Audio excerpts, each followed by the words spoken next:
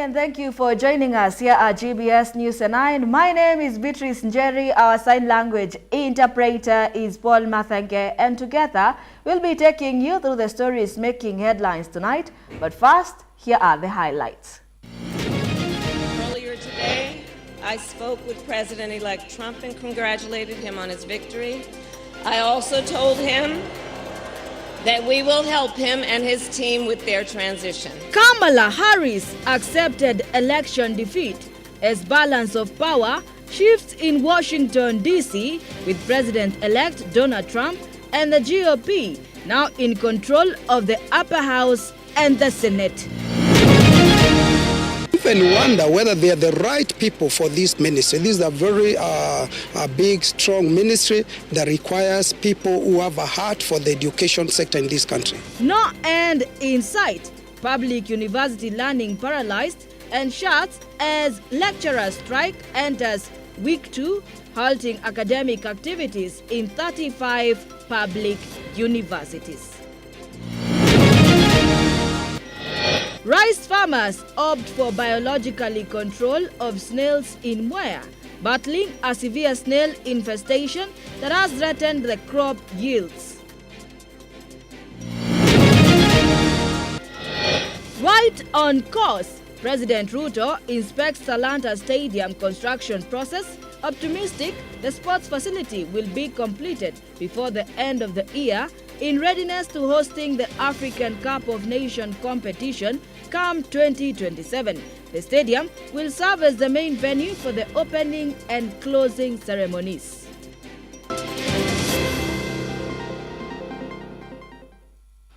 And now, in her concession speech yesterday, U.S. Vice President Kamala Harris pledged to continue the fight for the ideals she stood for during her presidential campaign.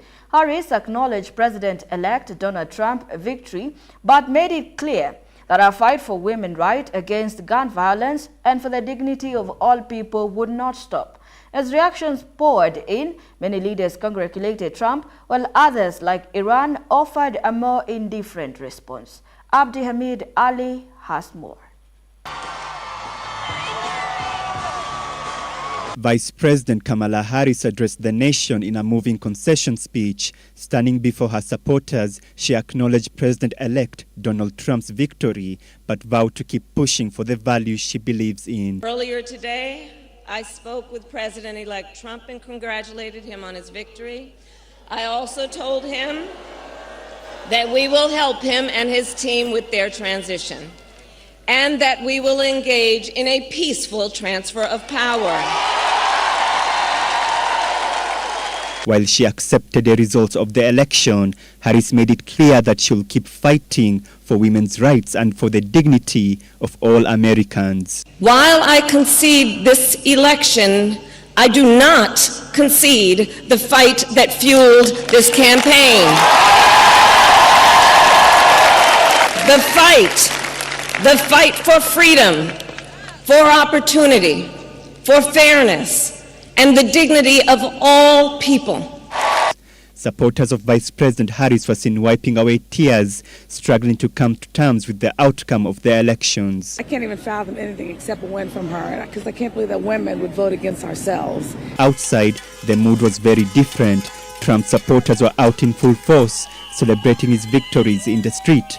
People waved flags as the city echoed with the sounds of celebration. Many Americans prioritized economy and immigration as the key issue on Tuesday's election. Others voted because of the war in Gaza, Lebanon, and Ukraine due to poor foreign policy. Don't want all this war stuff and all this back and forth. I don't want all of it. I want just peace, day in and day out. Michigan State has a majority of Arab Americans in the U.S., with many choosing to vote Trump due to Biden and Harris's administration of providing military aid to Israel, killing more than 44,000 Palestinians and 3,000 Lebanese.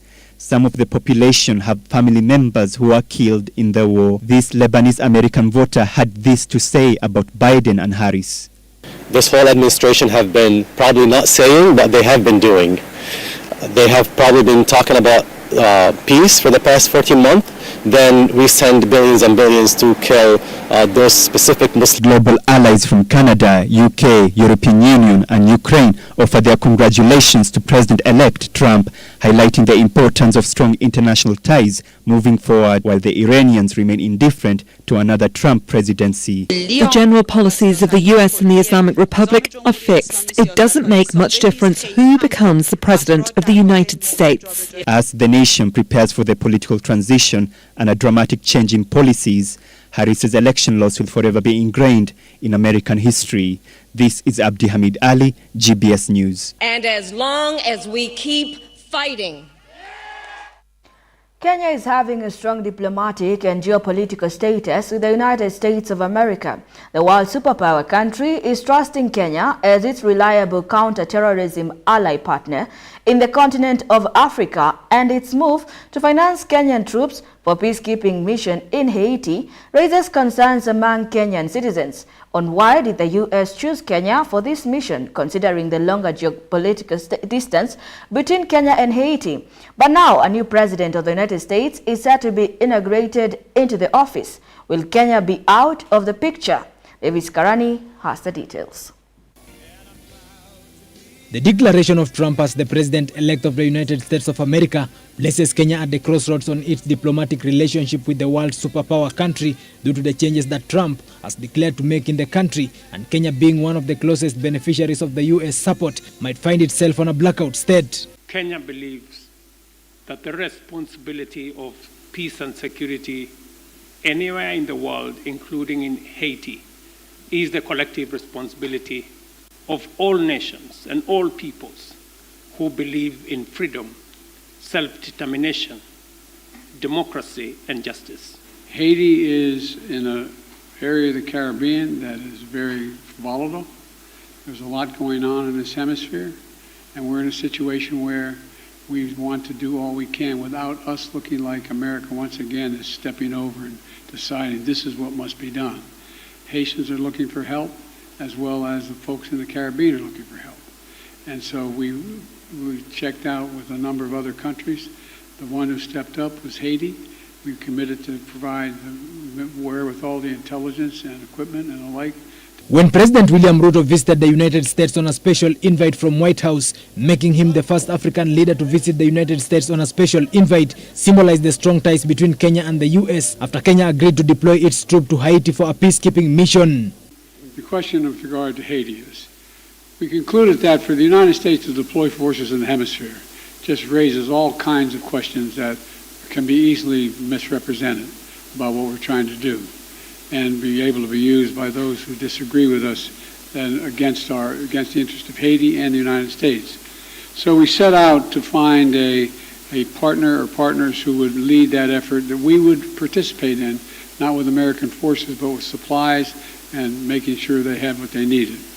And so, I'm very grateful for President Ruto's leadership here, multinational effort, but Kenya's willingness to really lead this matters. You're not the only country, but you're leading this effort. The United States has always used Kenya as a reliable source to counter terrorism as its allied partners and a peace-restraining nation through geopolitics and use of diplomacy. As you go to Haiti, remember that your families, the people of Kenya, the government of Kenya, and me as your president, we are all behind you. We will support you.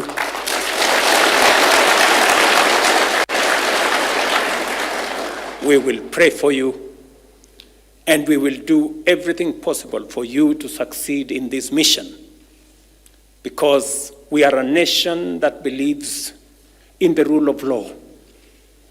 We are a nation that believes in freedom. We are a nation that believes in democracy.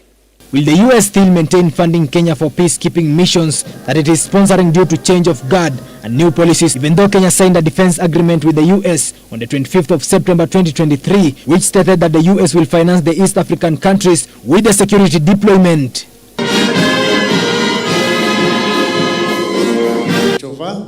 Signifying that continuity will always be there, irrespective of the odds, the challenges facing us ahead. Why did the U.S. prefer Kenya for this peacekeeping mission, and yet it has a strong security that could help restore peace back to Haiti? Will the president-elect Donald Trump maintain Joe Biden's path, or he will deviate his way? Davis Karani, GBS News. Inspector General of Police Douglas Kanja, appearing before the Committee on Administration and Internal Security today, dismissed allegations of police involvement in recent abductions during the youth-led protests, labeling them as propaganda fueled by social media. While confirming that 57 cases of alleged abductions have been recorded since the demonstrations began on June 18th, Kanja insisted that all arrests conducted by the National Police Service were lawful and that claims of misconduct were exaggerated. Here is more on the same. While appearing before the Committee on Administration and Internal Security earlier today, Inspector General Douglas Kanja addressed the issue of the rising wave of concerns over alleged abductions during the recent youth-led protests, clarifying the National Police Service's stance on the reported abductions. Since the youth-led demonstration began on June 18, the National Police Service has recorded 57 cases of reported abductions. So normal police, the National Police Service has since recorded a total of 57 cases of kidnappings and abductions that were reported countrywide from June 2024 to date as shown in the table below. Kanja, however, dismissed claims that officers have been involved in illegal abductions or killings. He emphasized that police only conduct lawful arrests, and any reports suggesting otherwise are propaganda driven by social media. This led to public outcry and propaganda that police were engaged in abductions and kidnapping, but the police were just performing their duties of investigating crimes committed in the name of demonstrations by tracing those captured by CCTV committing those crimes. Kanja cited specific cases involving high-profile individuals such as activist Morara Kebaso, journalist Mashara Gaido, and politician Jimmy Wanjigi.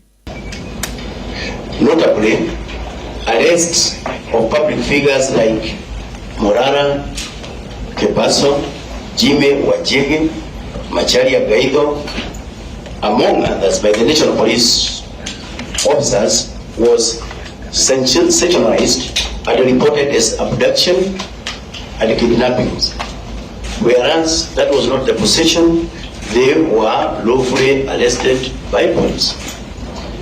The Inspector General noted that while protests against the finance bill were largely intended to be peaceful, some individuals exploited the opportunity to incite violence and cause damage to property. To date, 1,552 people have been arrested, many of whom were identified through CCTV footage according to police. He also provided updates on the cases of the missing, including Wajir MCA Yusuf Hussein, who has been missing since September 13. Again, this report was made at the Daswiria police station in September, whereby one Yusuf Hussein Ahmed, MCA Dera Ward, and also the minority whip, Wajir County Assembly, went missing. So far, after the report was made to the police, we have been carrying out our investigations, and in this case remains active to date. We have not yet gotten additional information on the whereabouts of this honorable member of Wajir County. Concerns over police conduct have also been echoed by the international community, with calls for accountability in handling the protest-related arrest. Susan Nganga, GBS News. The strike by university lecturers under the University Academic Staff Union has entered its second week, halting academic activities in 35 public universities. The industrial action, which began over poor working conditions and delayed salary payments, escalated after a key government meeting intended to resolve the dispute was cancelled without explanation today. Here are the details. The strike by university lecturers under the University Academic Staff Union has now entered its second week, bringing academic activities to a halt in 35 public universities. We are here every day as officials to make sure that the strike is escalated and upscaled. And therefore, we will not relent until such a time when the government listens to our plea. We are good to go. We are on strike and we are ready. We are more energized. The strike, which began as a protest against poor working conditions and delayed salary payments, intensified after an anticipated interministerial meeting set for Thursday failed to take place. The meeting, which was expected to address the concerns of the striking lecturers, was abruptly cancelled with no official explanation from the government. Surprised that our mother ministry, the CES and the PS don't seem to be serious and ready to resolve this issue. In fact, as a union, we even wonder whether they are the right people for this ministry. This is a very big, strong ministry that requires people who have a heart for the education sector in this country. The failure to hold the crucial meeting has led to increased uncertainty for students, many of whom have remained strained at universities with no clear timeline for when the classes will resume. Some students have already begun returning home as they wait for the strike to end, while others continue to express frustration over the disruption to their education.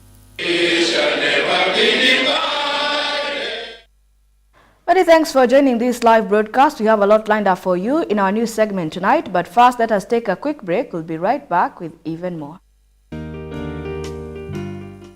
Welcome to the 254 Trivia Game Show, where every second counts and the stakes are sky high.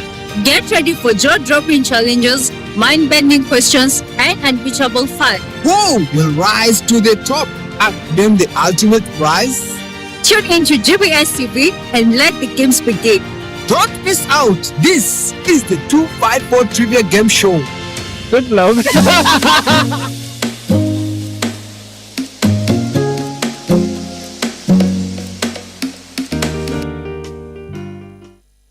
Because those people, let's commend them on their quality. Sana sana their music videos quality na top notch. Kwa artist atakuwa msanii. Usiende kwa studio kwanza kurecord ngoma bila kuwa educated about music. Juu sasa utaingia hapo, urecord ngoma yako vizuri alafu utakuwa umegain kila kitu, but pia label uyachangi hivyo. Yeah, we helped you, so you are supposed to do something. Yeah. Kiingia unapewa contract. Unajua contract inakonga between two parties. Mnaagria under one thing, kila mtu analeta interest zake, then mnaangalia vile mtapata. We have talent in the ghettos, but manze usanii ni ngumu, designer wise endelea. True. Manze mimi niliona movie ya Kenya je. Na movie ni kwenda trend. Walitumia Land Rover hizi za kitambo, hizi chuma, Mtu akisenza audio kitu ni ya uongo. Umeelewa kabisa. Form 1 kuna msemehando akasema ni artist. Akaambia kuja hapa bro. Unichore pilipili na ukali yake. But the pilipili part sawa, but now how the ukali part.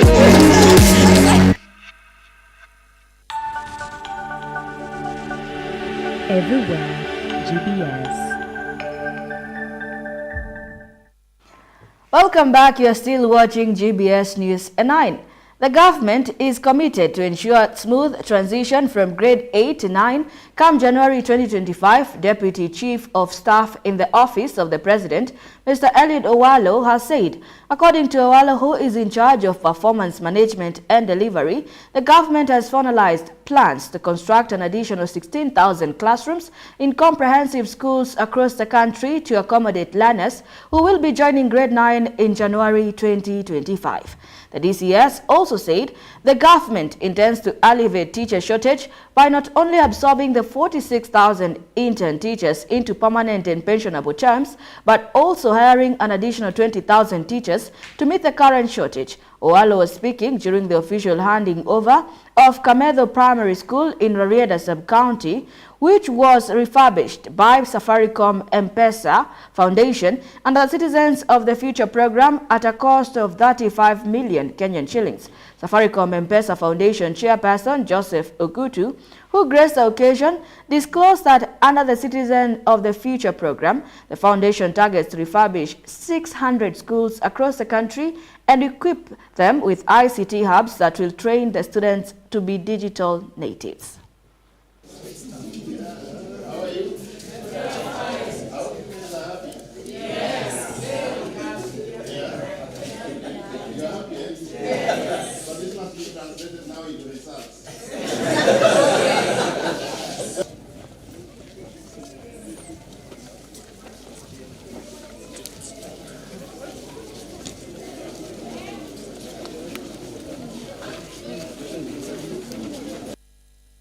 For special needs education, ask Mr. Nyangale. For the last 40 years, I know it was started around 1980 or so, so the school is more than 40 years. But to see the transformation that has been done here, this school will support children for the next 100 years. But only if you parents look after these facilities. Kwa walimu wetu, you have now no excuse as to why you should not deliver. Yeah, with such a good school, we are now expecting you to deliver. Vile ambavyo tulikuwa kwa shule ambayo ilikuwa ni ya matope. Sasa hatuna sababu, hatuna kisingizio cha kusema kwa nini hatutaweza kufanya vizuri. Let us now deliver through a good performance.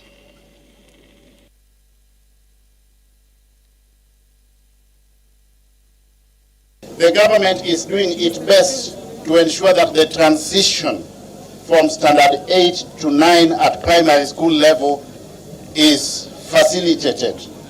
We need about an additional 16,000 classrooms, and the government has put in place mechanisms, financial facilitation, to ensure that as at January 2025, we are going to have an additional 16,000 classrooms spread evenly all over the country. We are aware that we have been having a shortage of teachers, and that is why the government has again decided to absorb the 46,000 teachers who have been teaching as interns. Now they are being absorbed fully through the Teacher Service Commission, so that we can enhance the numbers of teachers in our schools. Over and above that, we are also going to have an additional 20,000 teachers. The government has already, through the Teacher Service Commission, placed an advertisement for that, so that we get an additional 20,000 teachers within our schools. So that we serve the community who are also special needs. May I appreciate the gathering. May I appreciate the CS. Detectives from the Directorate of Criminal Investigations have arrested 31 suspects involved in a gold scam that defrauded two Dubai businessmen of nearly 5.1 million Kenyan shillings. Posing as legitimate dealers, the fraudsters sold fake gold. The operation, which targeted syndicates in Nairobi, uncovered a cache of fake forged documents and other incriminating evidence. The suspects are in custody as investigations continue. Here are the details. Detectives from the Directorate of Criminal Investigations have arrested 31 individuals allegedly involved in a gold scam that defrauded two Dubai-based businessmen of nearly 5.1 million Kenyan shillings. The operation conducted on Tuesday targeted criminal syndicates operating in Nairobi's affluent areas, including Runda Ridgeways and industrial area. The fraudsters posed as legitimate gold dealers, duping the businessmen into buying fake gold. The businessmen, who made multiple trips to Kenya, grew increasingly suspicious when their order was repeatedly delayed and ultimately failed to arrive. It was only then that they reported the fraud to the DCI, who immediately launched an investigation resulting in the arrest of 31 individuals tied to the scam. The detectives seized several key items, including 4 motor vehicles, fake gold nuggets and bars, metal containers, and counterfeit government documents. Among those arrested, 1 individual is already facing charges in 2 separate court cases for similar fraudulent activities. The 31 suspects are now in police custody, with investigations continuing to uncover the full extent of the fraud. Triza Tiengo, GBS News. Rice farmers in Mwea are battling a severe snail infestation that threatens crop yields by feeding on young rice seedlings. During a Kalo training on improving rice farming practices, farmers identified snail control as a major challenge in protecting their crops and securing their livelihoods. Here is more on the same. Rice farmers in Mwea are facing a critical threat as snails ravage their fields, feeding heavily on young rice seedlings and significantly reducing crop yields. This pest has become a formidable challenge, leaving farmers struggling to protect their livelihoods and putting local economies at risk of substantial losses. During a recent training program, Unlocking Rice Farmers' Agribusiness Potential, organized by the Kenya Agricultural and Livestock Research Organization, farmers focused on enhancing practices like quality seeding cultivation, transplanting, and seedbed management. However, the issue of snail control emerged as a top concern, highlighting the urgent need for effective solutions to combat this destructive pest. The invasive snail attacked the rice from seedlings immediately after transplanting, posing a threat to quality of rice production. Dr. Ruth Musila, manager Mwea Research Center, said farmers are concerned about golden apple snails and are offering tips to them to control. In this training, I know most of the farmers are really concerned about the golden apple snails. Once they have done their transplanting, they need to drain the water because, of course, without the water, you do not have the golden apple snails. Lydia Mudia, rice farmer, urged the government to fast-track the research on ways to control the snails as they don't affect the rice only, but also spread human diseases. Lakini snail hata ikikukata kwa mguu, hata wewe unagonjeka. Serikali naomba mfanye kazi ya kujaribia hiyo snail iishe. During the farm demonstration at Kiriko Demonstration Farm in Mwea, farmers acquired a range of farm management and other skills that enable them to select appropriate methods to manage the crop, enabling them to get maximum output and profits. Paris Kigo, GBS News. Safaricom has today released its new half-year financial report leading to September 2024, recording a profit fall of 17.7% from 34.1 billion Kenyan shillings to 28.1 billion Kenyan shillings, citing it as a result of the decline in the birr, Ethiopia's currency. According to the company, the hit was worth 17.5 billion Kenyan shillings as the birr took a hit of 106.3% over last year. Here is a story and more in business. Safaricom Group's net profit fell by 17.7% to 28.1 billion Kenyan shillings in the half year ending September 30th, mainly due to depreciation of Ethiopia's currency, the birr. Despite the forex impact, Safaricom CFO Dilip Pal expressed satisfaction with the company's overall performance in a challenging environment that included currency fluctuations, floods, and economic disruptions. Group-wide, service revenue grew by 13.1% year-over-year to 179.9 billion Kenyan shillings, supported by M-Pesa, mobile data and fixed data Safaricom's customer base expanded by 7.8% to 52.01 million, with active monthly users rising 10.8% to 39.75 million. In other business news, Bolt Kenya has announced a 14 billion Kenyan shillings investment over the next 3 years to strengthen safety on the ride-hailing platform. The funds will enhance awareness of Bolt's safety features and introduce preventive measures to reduce incidents before they happen. Among the new features planned are trip verification tools designed to enhance trust between the riders and drivers. These updates will include a unique 4-digit pickup code and a trip count verification feature, allowing for a secure match between riders and drivers. We're looking at every single thing that could happen before a trip, during a trip, and after a trip. And we're making it a continuous priority, as it's always been, to ensure that any single thing that could happen in these 3 stages, we are aware of, we are actively managing, because ultimately we're looking to build trust. Trust between the driver, trust between the passenger, and this will lead to a seamless, enjoyable trip experience that works for everybody. We want to really focus on educating our users, both our driver partners and our riders, on what features do we have available and how can these features help them when something happens. In more latest updates, Family Bank Board of Directors have appointed Mr. Lazarus Mwema as the new chairman following regulatory approval. Mr. Mwema joined the Family Bank Board in 2017 and has been serving as a non-executive director for the last 7 years. During this period, he has chaired various board committees, including the Board Strategy Committee, Board Audit Committee, and Board Risk Committee. Hilary Kabila, GBS News, Nairobi. Do keep your comments coming in through our SMS line 21144 and GBS TV Africa on all our social media handles. That report brings us to our international news, but first let us take a quick commercial break.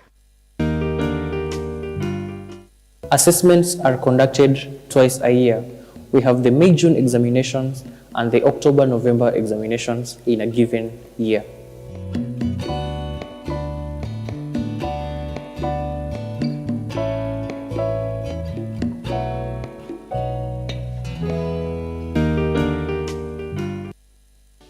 So through the 4 gospel books, Matthew, Mark, and Luke, John, we can know the heart of Jesus in depth. 그리고 우리가 느끼는 그 예수님을 성경을 통해 느낄 수 있어서 너무 감사합니다. And the Jesus that we can feel him through the scriptures, and I'm very thankful about that. Jesus Christ came to this earth for our sins. 지셨고, he carried our sins. 십자가에 못 박혀 죽어 죄의 형벌을 당하셨고, and he was crucified and he received the punishment for sins. 무덤에 들어가셨다가, and he was put into the tomb. 사흘 만에 부활하셨습니다. and resurrected in 3 days. 이것이 우리가 말하는 복음입니다. This is the gospel that we speak. 예수님께 우리 죄를 위해 죽으신 이야기. About how Jesus died for our sins. The purpose of Jesus being crucified. 우리 죄를 담당하기 위하여 십자가에 못 박혀 죽으셨습니다. He was crucified to pay for our sins. 예수 십자가에 못 박혀 죽으심으로 우리 죄가 분명히 씻어졌는데. And through Jesus being crucified, clearly our sins have been washed clean. 참 안타깝게도 많은 사람은 여전히 죄인이라고 말합니다. However, unfortunately, many people still say that they are sinners.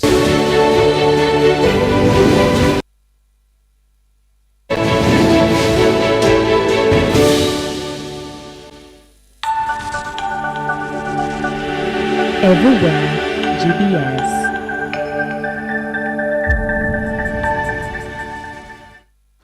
Welcome back to the broadcast, and now to matters international news. South Africa has temporarily closed the Lebombo border crossing with Mozambique due to safety concerns as protests over Mozambique's disputed October election continue to intensify. The closure was prompted by reports of vehicles being touched of the Mozambican side of the border, with authorities stating the measure was taken by the interest of the public safety. 7 Mozambican officials have requested refuge in South Africa, fearing for their safety amid the unrest. Here is more on the same. South Africa has temporarily closed its main border crossing with Mozambique after reports of vehicles being set on fire amid escalating protests over alleged elections fraud. Mozambican officials have sought refuge in South Africa, citing safety concerns. So what we are looking at doing, we are looking at possibly co-locating with the Mozambican counterpart on our side so that we can be able to process people for exiting South Africa, but also for entering Mozambique. But we can only reach that particular decision when it is clear that it is safe for people to be able to cross on the Mozambican side and be able to travel that side without any incident. It has a very serious impact in terms of the movement of trade, particularly in terms of the movement of chrome, because most of the trucks that has been passing through at Libomo border post are actually carrying a chrome from South Africa into Maputo port so that it can go to the rest of the world. So that is the first biggest impact that we are experiencing on this particular instance. Human rights group report over a dozen fatalities in the protest as opposition supporters denounce the election's results. The protests have turned deadly, with human rights group reporting at least 18 deaths. Opposition supporters have taken to the streets, accusing Frelimo, Mozambique ruling party since 1975 of election fraud. Valnasio Modlane, who officially came second in the election, claims he's the true winner and has been calling for demonstrations across the country. In response to the protest, security forces have used tear gas and live ammunition, and the Mozambican government has restricted internet access and threatened to deploy the army. Mozambique's defense minister, Cristóvão Chume, has warned against any attempt to seize power, stating that the military is prepared to intervene if necessary. The protests are set to culminate in March on Maputo, Mozambique's capital, as tensions continue to rise. Pelis Kigo, GBS News. At least 16 Palestinians have been killed today in a series of fresh Israeli airstrikes across the Gaza Strip. The attacks, which hit several areas of the city, comes as Israel intensifies its military offensive against Gaza Strip. The attacks, which hit several areas of the city, comes as Israel intensifies its military offensive against Gaza, citing the need to prevent Hamas from regrouping. Palestinians accuse Israel of attempting to forcibly displace their homes. Here are the details. Today, the violence in Gaza escalated with deadly consequences. At least 16 Palestinians were killed in airstrikes launched by Israeli forces. Among the hardest hit was northern city of Jabalia, where Israeli jets targeted a residential home, killing 5 people and injuring several others. Another attack on a popular marketplace in Jabalia took the lives of 3 people, with many others wounded. Residents tried to process the devastation of the ongoing conflict. The violence didn't stop there. In central Gaza, 3 people were killed when Israeli forces shelled a group of civilians gathered at a refugee camp. Witnesses describe a scene of chaos as people tried to flee the blast, but many were caught on the crossfires. The attack comes as part of Israel's larger offensive in Gaza, where it claims it's necessary to stop Hamas after the deadly attacks on Israel last October. Israeli Prime Minister Benjamin Netanyahu congratulated Donald Trump for winning the U.S. presidency. Many experts warn the war in Gaza will get more intense during Trump's presidency. Since the conflict began, more than 1,800 Palestinians have been killed in northern Gaza alone. Overall, the death toll across Gaza has risen to nearly 43,400 people. This is Abdi Hamid Ali, GBS News.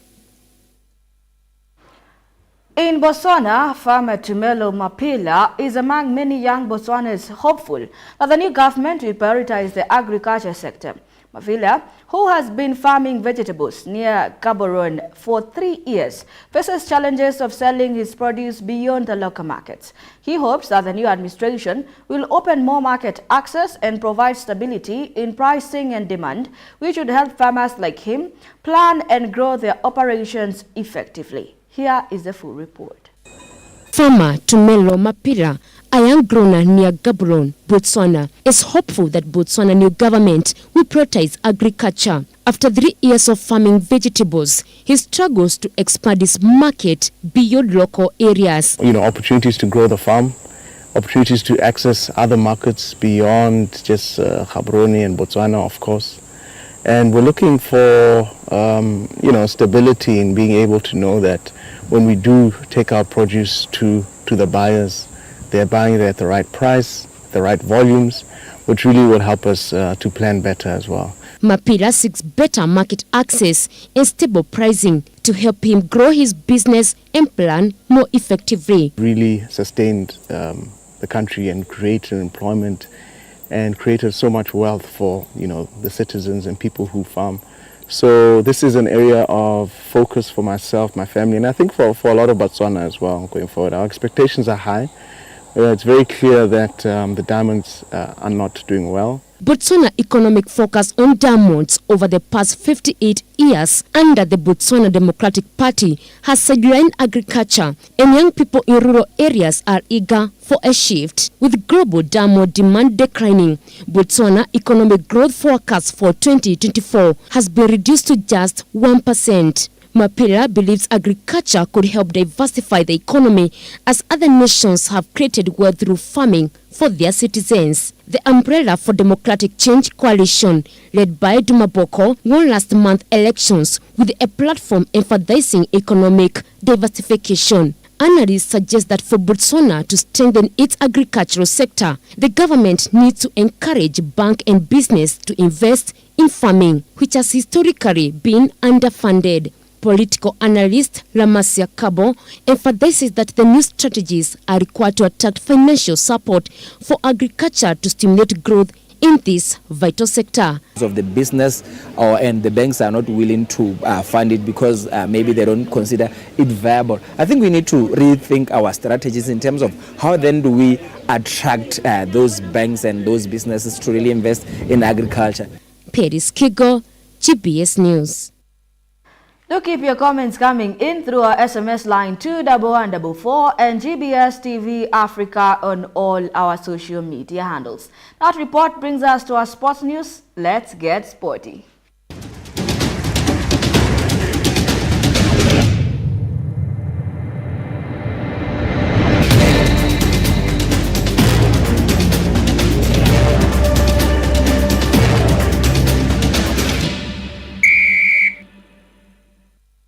President William Ruto this afternoon led the inspection of Talanta Stadium, which is under construction, intended to host the 2027 Africa Cup of Nations finals. The president said the sports facility will be completed before the end of next year in readiness to host the AFCON event come 2027. The stadium will serve as the main venue for the opening and closing ceremonies, as well as some of the AFCON matches. The project will redefine Kenya's sporting profile as result in an iconic facility and infrastructural upgrade for Nairobi City and the nation, the president explained. The president noted that Kenya was keen to develop and implement a comprehensive sports and creative industry infrastructure master plan. He said the government is upgrading various sports infrastructure facilities to provide quality training for sports people and at the same time developing sporting talent across the country.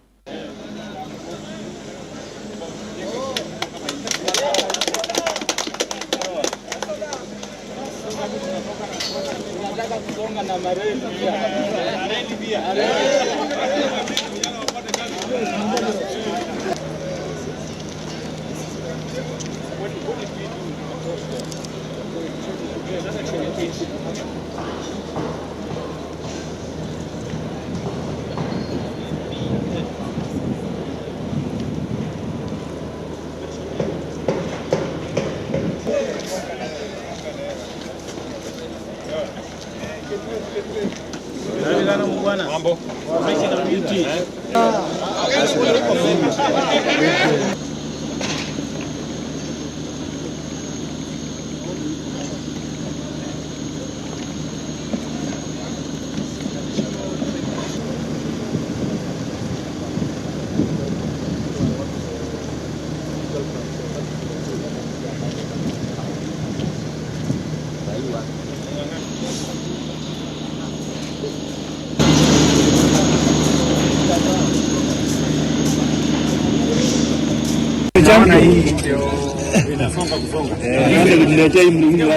Usiku na mchana. Sisi ndio champion.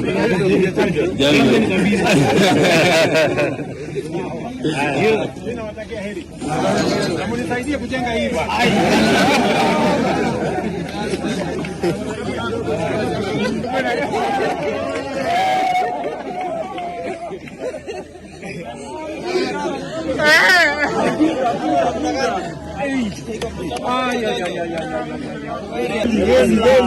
Sasa reli ndio imebaki. Unataka tusongeshe reli? Kaka Malaba.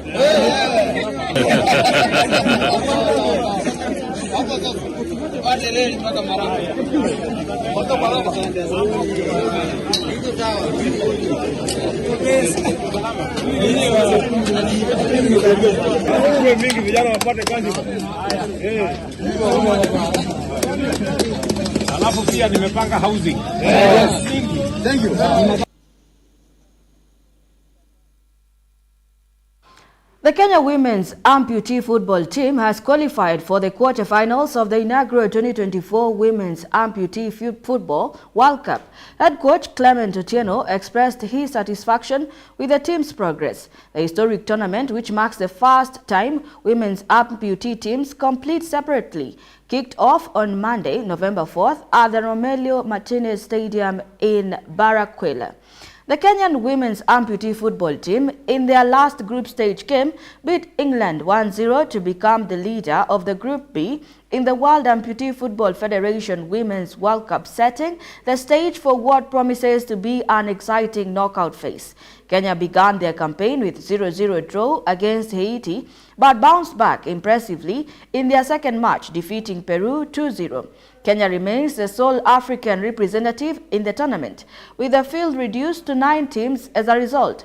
The 2024 Women's Amputee Football World Cup, which runs from November 4th to 10th, features 7 A matches, which each have lasting 25 minutes, showcasing top women's amputee football talent from around the world.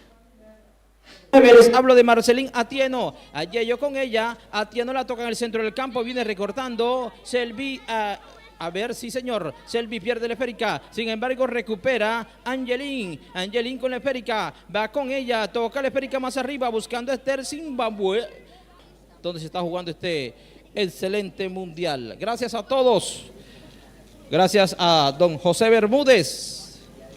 También a todo el grupo de producción, tremenda producción que tiene Video 76.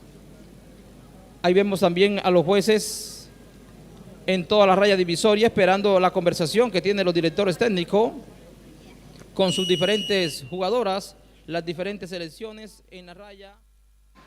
In a bold move to bolster Kenya's global standing in athletics, Sports Cabinet Secretary Kipchumba Murkomen has announced plans to triple the budget allocation for Athletics Kenya camps with a focus on developing multidisciplinary talent for major international events. Speaking during his visit to the Athletics Kenya headquarters at Riadha House in Nairobi, Murkomen emphasized the ministry's commitment to nurturing youth talent across the nation, including marginalized areas such as the coast and northeastern regions. Here are the details.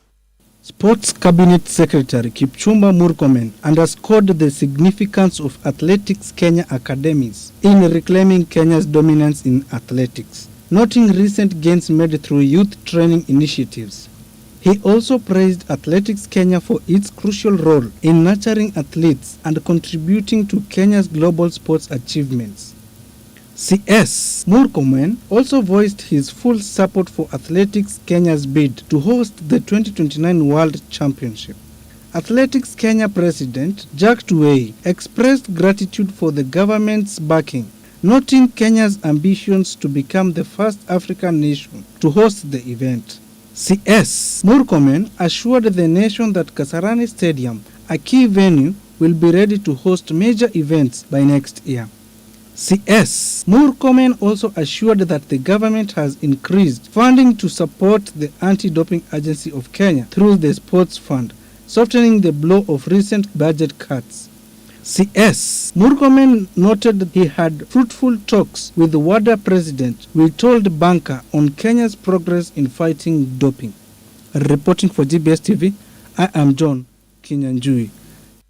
And that sports news brings us to the end of our news segment tonight. Here are GBS News and 9. We make your news our business. My name is Beatrice Njeri. Our sign language interpreter is Paul Mathenge.